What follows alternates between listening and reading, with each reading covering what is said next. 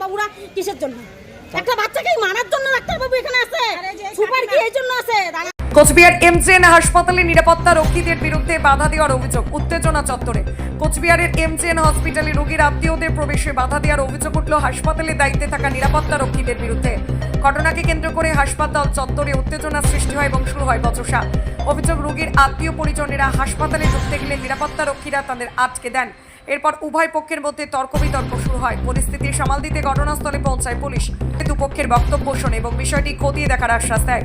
অন্যদিকে হাসপাতালে নিরাপত্তা রক্ষীদের দাবি, এমন কোনো ঘটনা ঘটেনি। তাদের বক্তব্য, হাসপাতালে থাকা সিসিটিভি ক্যামেরার ফুটেজ দেখলে পুরো বিষয়টি পরিষ্কার হয়ে যাবে। যদিও এই ঘটনায় এখনো পর্যন্ত হাসপাতাল কর্তৃপক্ষের তরফে কোনো আনুষ্ঠানিক প্রতিক্রিয়া পাওয়া যায়নি। শুক্রবার রাতের থেকে আমার নাতিকে নিয়ে আমি ভর্তি, শুক্রবার রাতের থেকে বমি বাচ্চার, তো এতদিন বাড়িতে দেখলাম, দেখার পর কালকে 8টা সাড়ে 8টা 15 নাগাদ আমরা নিয়ে আসছি, নিয়ে এসে ভর্তি করালাম।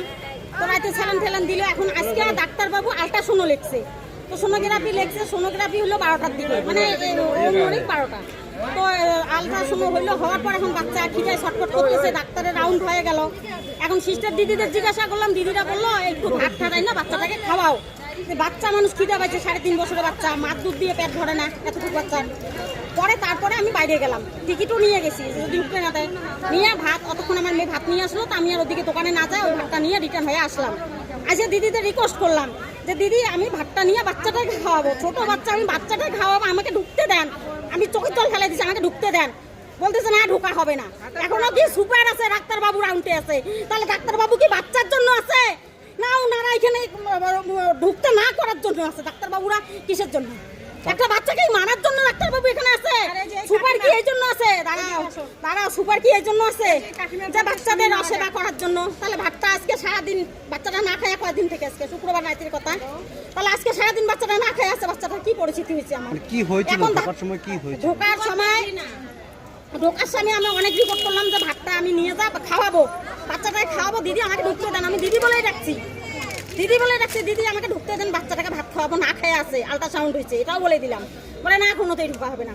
বলতেছে কি আছে, সুপার আছে সের মধ্যে, চেকিনের মধ্যে। তাহলে সুপার দাদারা কি, স্যারেরা কি বলছে যে বাচ্চাকে না খাওয়া, একটা পেশেন্টকে না খাওয়া রাখো বলছে? ওনারা কি তাই বলছে? তারপরে একজন পুলিশ আসলো ভিতর থেকে বাইরে হয়ে, ওনাকে বললাম যে স্যার এরকম কথা। উনি আমাকে কি বললো কি যে ওনাদের যেটা আইন সেটা করবে, তাহলে পুলিশও তো কোনো বিচার করলো না। কেন?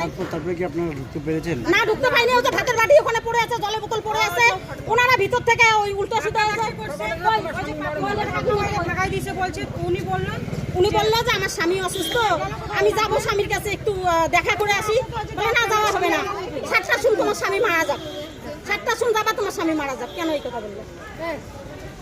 কেন বললো এগুলা কথা?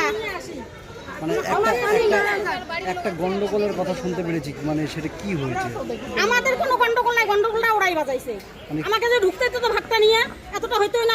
অনেক রিকোয়েস্ট করছি, রিকোয়েস্ট করার পরেও আমাকে ঢুকতে দেয় না। একটা ধস্তাধস্তির কথা হ্যাঁ, ধস্তাধস্তি মানে উনি ধাক্কা মারছে। তো আমাকে ওই গেটটা, এই পাশের গেটটা দিয়ে হাতটার মধ্যে লাগছে। তখনই জলের বোতলটাও গেছে, ওই ভাতের বাটিটাও।